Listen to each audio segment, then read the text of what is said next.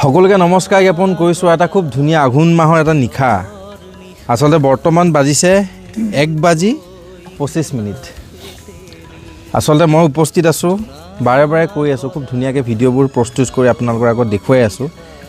অবিভক্ত দৰঙৰ একালৰ এখন খুব ধুনীয়া গাঁও, যাৰ নাম জেঙেৰাঝাৰ দলংঘাট, আৰু বৰ্তমান আমাৰ ওদালগুৰি জিলাত অন্তৰ্ভুক্ত হৈছে আজি কেইবা বছৰো হ'ল।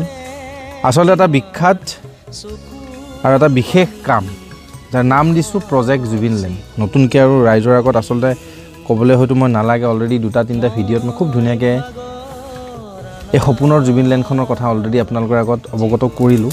কিন্তু ঘটনাটো হ'ল এটা বিশেষ পিঠা, অসমৰ বিভিন্ন প্ৰান্তত বিভিন্নটা নাম, আৰু খুব গৌৰৱত আমি দৰংবাসীয়ে, যদিও আমি ওদালগুৰি জিলাত বাস কৰোঁ, কিন্তু আমি খাটি দৰঙীয়া। চ' আমি এই যুৱচামে আঘোণ মাহত অৱতৰত আচলতে এই চুঙা পিঠাৰ আজি সোৱাদ ল'বলৈ আমি সাজু। আচলতে দিনটো কষ্ট কৰোঁ, আৰু ময়ো অহা যোৱা হৈ আছে গুৱাহাটীৰ পৰা গাঁৱৰ পৰা গুৱাহাটী। চ' আজি আহিলোঁ, চ' এসাঁজ খাম বুলি কুকুৰা মাংস ইফালে বনাই আছে খুব ধুনীয়াকৈ, লোকেল চিকেন, আৰু কন্দৰ্প মোৰ একালৰ বন্ধু তথা আজিও আজীৱন আমাৰ লগতে আছে, আমাৰ গাঁৱৰে এজন যুৱক। ধুনীয়াকৈ চুঙা পিঠা, চুঙাত দিয়া চাউল আচলতে প্ৰস্তুত আমি খাবলৈ। ঘটনাটো হৈছে আমি এনেকৈ আগুৱাই যাম, এনেকৈ একত্ৰিত হৈ থাকিম। আজিৰ যুৱচামে কামো কৰিম, আচলতে সাংস্কৃতিক ক্ষেত্ৰত আগুৱাই লৈ যাবলৈ যিখিনি আমাৰ কষ্ট কৰিবলগীয়া আমাৰ যিখিনি দায়িত্ব আচলতে আমি এনেকৈ দায়িত্ব পালন কৰি যাম।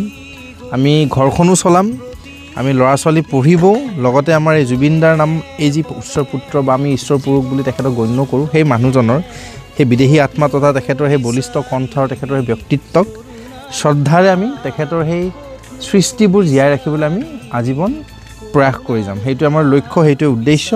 আৰু এনেকৈ আমি মাজে মাজে লগ হৈ থাকিম, দিনত কাম কৰোঁ, ঘৰো চলাওঁ, নিজৰো কাম থাকে, তাৰ মাজত কষ্ট কৰি পেলাই গোটেইকেইজনে আচলতে মই অকলে নহয়, এই জুবিন লেণ্ড প্ৰজেক্টটোত দিনে নিশাই এওঁলোকে কষ্ট কৰি আছে।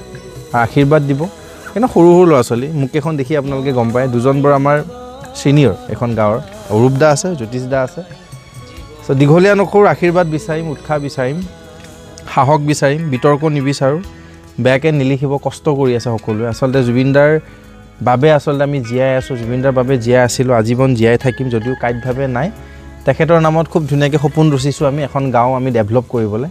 চ' এনেকৈ মই ভাবোঁ অসমৰ বিভিন্ন প্ৰান্তত বিভিন্ন যুৱচামে অসমখন এনেকৈ ডেভেলপ কৰি লৈ গৈ থাকিব, উন্নয়নৰ ক্ষেত্ৰত তেওঁলোকে আগবাঢ়ি গৈ থাকিব। চ' সেইখিনিয়ে কথা। চ' আঘোণ মাহৰ এটা নিশা জীপাল হৈছে এইখন গাঁৱত, আমি একত্ৰিত হৈছোঁ গোটেই ডেকা চাম এসাঁজ খাবলৈ। চ' কথাটো সেইটোৱে। চ' জয় অসম, জয় জুবিন দা।